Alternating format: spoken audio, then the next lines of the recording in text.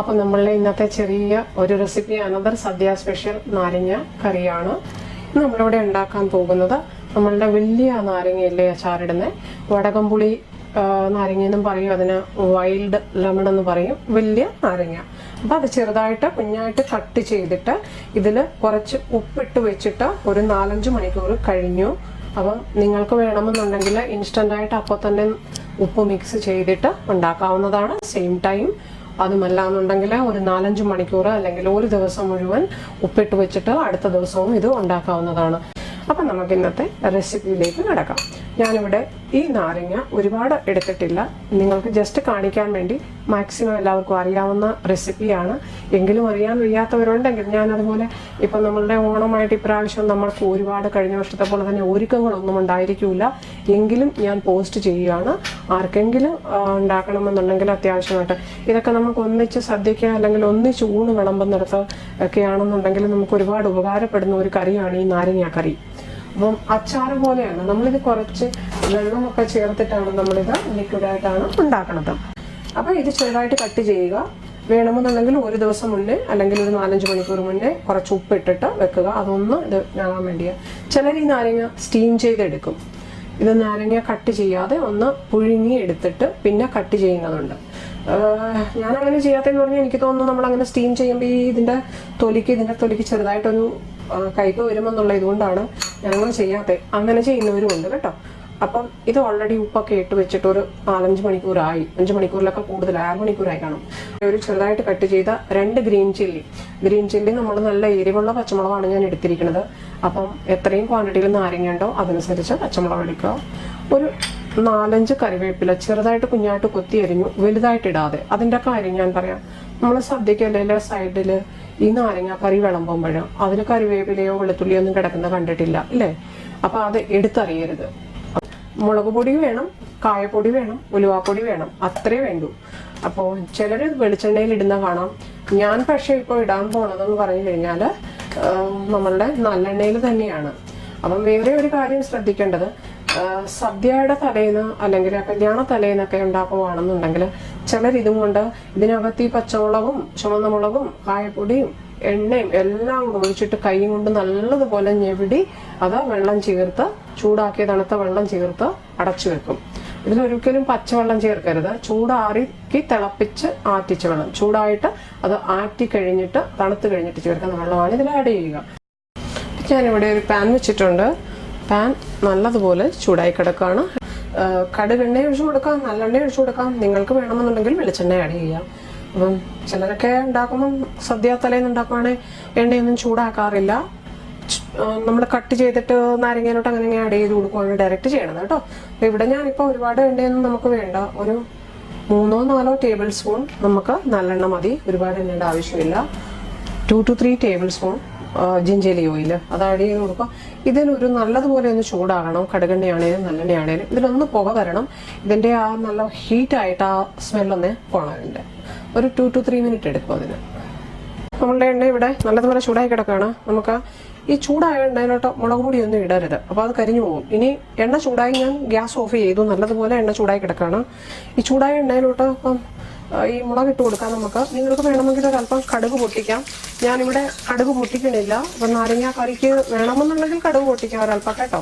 കടുക് പൊട്ടിക്കുകയും വെളുത്തുള്ളി ഇടുക ഈ സമയത്ത് ഇടാം, അതൊക്കെ ഓപ്ഷണലാണ്, ഞാൻ ഇടുന്നില്ല. അപ്പം നമുക്ക് ഈ കരിവേപ്പില കൂടി ഒന്ന് കട്ട് ചെയ്തത് ഇട്ട് കൊടുക്കാം.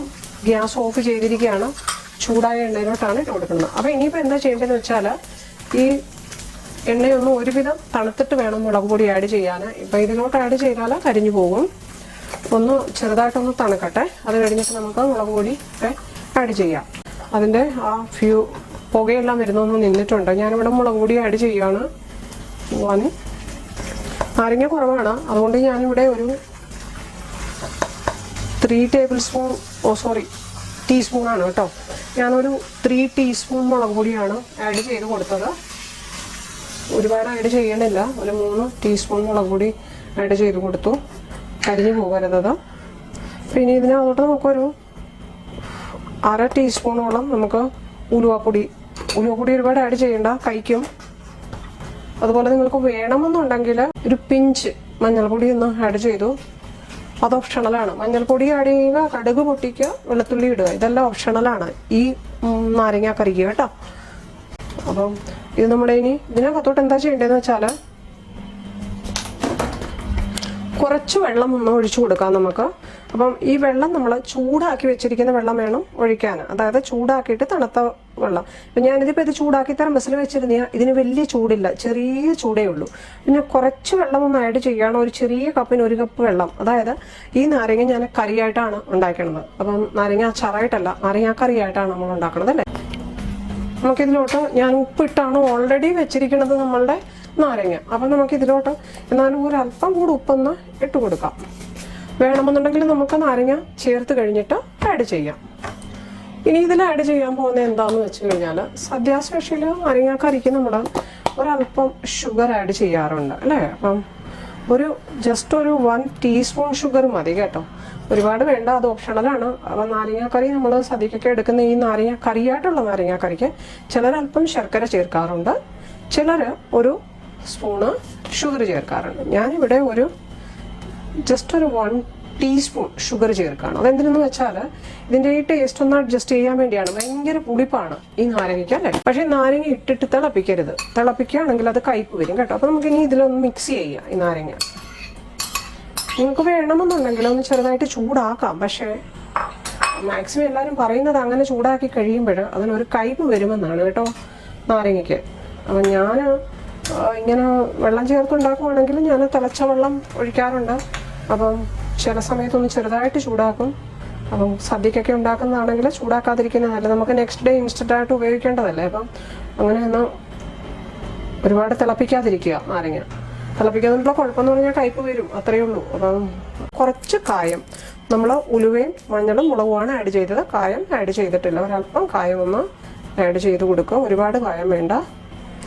ജസ്റ്റ് ഒരു 1/2 ടീസ്പൂണോളം കായം, എത്രയും ക്വാണ്ടിറ്റി ഉണ്ടോ അതനുസരിച്ച് എടുക്കുക, ഓവറായി പോകരുത് കായമൊന്നും. വളരെ ഒരു 2 മിനിറ്റും കൊണ്ട് നമ്മളുടെ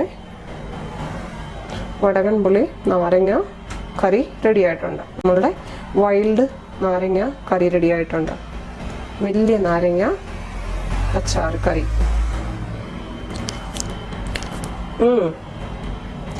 സൂപ്പർ.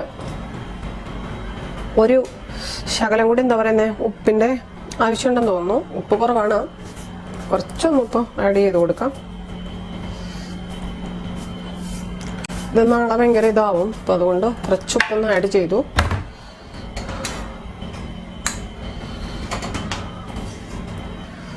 ഇനി ഇത് ഇപ്പം ബോട്ടിലൊന്നും നിറയ്ക്കരുത് കേട്ടോ, നല്ലതുപോലെ തണുത്ത് കഴിഞ്ഞിട്ടേ നിറയ്ക്കാവും. അപ്പോൾ ഫ്രണ്ട്സ്, നമ്മളുടെ ഇന്നത്തെ വളരെ സിമ്പിൾ ആൻഡ് ഈസി ആയിട്ടുള്ള സദ്യ സ്പെഷ്യൽ നാരങ്ങ കറി, അല്ലെങ്കിൽ നമ്മളുടെ എന്താ പറയുന്നതിന് വടകംപുളി നാരങ്ങ എന്ന് പറയാറുണ്ട് അതിന്. അപ്പോൾ ആ നാരങ്ങ കറി, വലിയ നാരങ്ങയുടെ കറി ഇഷ്ടമായി എന്ന് കരുതുന്നു. വളരെ സിമ്പിളാണ്, എല്ലാവർക്കും അറിയാവുന്ന കാര്യമാണെങ്കിലും അറിയാൻ വയ്യാത്തവരുണ്ടെങ്കിൽ സ്പെഷ്യലി അവർക്ക് വേണ്ടിയാണ് പോസ്റ്റ് ചെയ്തത്. കുക്കിംഗ് ഒക്കെ ലേൺ ചെയ്യുന്ന കുട്ടികളുണ്ടെങ്കിൽ അവർക്ക് ലേൺ ചെയ്യാവുന്നതാണ്.